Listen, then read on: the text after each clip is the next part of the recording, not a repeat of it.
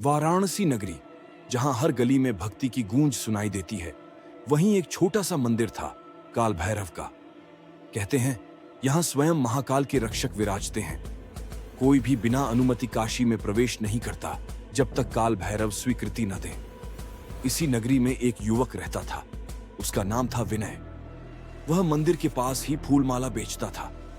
हर दिन वह काल भैरव मंदिर के द्वार पर बैठकर भक्तों को माला देता, लेकिन कभी खुद अंदर जाकर दर्शन नहीं करता था। वह कहता, मैं गरीब हूं, पापी हूं, मेरे जैसे आदमी को भगवान नहीं देखेंगे। एक दिन रात के समय वह दुकान समेट ही रहा था कि तेज आंधी चली। आसमान में बादल गरजने लगे और मंदिर की घंटियां अपने आप बजने लगीं। डर के मारे सब लोग घरों में छिप गए। तभी विनय ने देखा, मंदिर के द्वार अपने आप खुल गए और भीतर से एक नीली ज्योति निकली। वह चमकती रोशनी धीरे धीरे उसके पास आई और आवाज आई, विनय, क्या तू मुझसे डरता है? विनय कांपते हुए बोला, कौन है? ज्योति और पास आई और उसके सामने एक अद्भुत स्वरूप खड़ा था। काले वस्त्र, हाथ में त्रिशूल और गर्दन में खोपड़ियों की माला, स्वयं काल भैरव। विनय घुटनों पर गिर गया। प्रभु, क्षमा करें, मैं आपके योग्य नहीं हूं। काल भैरव बोले, भक्ति में योग्यता नहीं, भावना देखी जाती है। आज मैं तुझसे एक परीक्षा लूंगा। विनय ने सिर झुका लिया। काल भैरव बोले, आज रात तू इस मंदिर में अकेला रहेगा। न दीपक जलाना, न मंत्र पढ़ना, बस अपने डर पर विजय पाना। अगर सूर्योदय तक डटा रहा तो मैं तुझे वरदान दूंगा। विनय ने भय के साथ हां कह दी। रात गहराती गई। मंदिर में अंधेरा छा गया। चारों ओर कुत्तों के भौंकने की आवाजें आने लगीं। दीवारों से साए हिलते दिखे, जैसे कोई चल रहा हो। कभी शंख की ध्वनि, कभी चीत्कार। विनय का दिल कांप गया। वह सोचने लगा, मैं क्यों रुक गया यहां? भगवान, मुझसे गलती हो गई।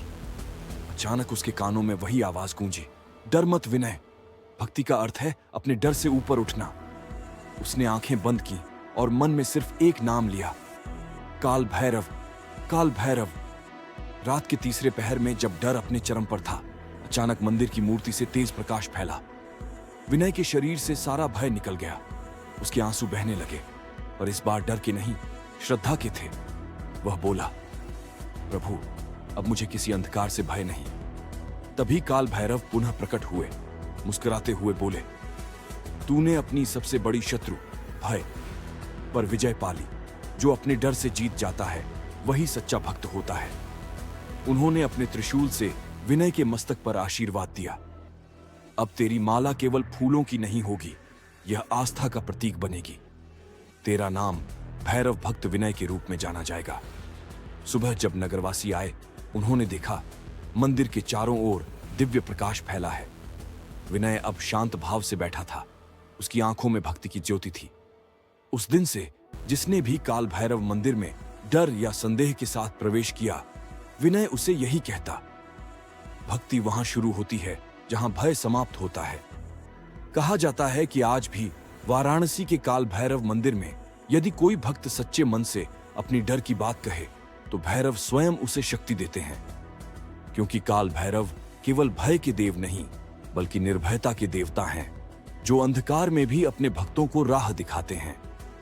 अगर आपको विश्वास है कि काल भैरव हर भय को मिटा देते हैं, तो इस वीडियो को लाइक करें, चैनल को सब्सक्राइब करें और कमेंट में लिखें, जय काल भैरव।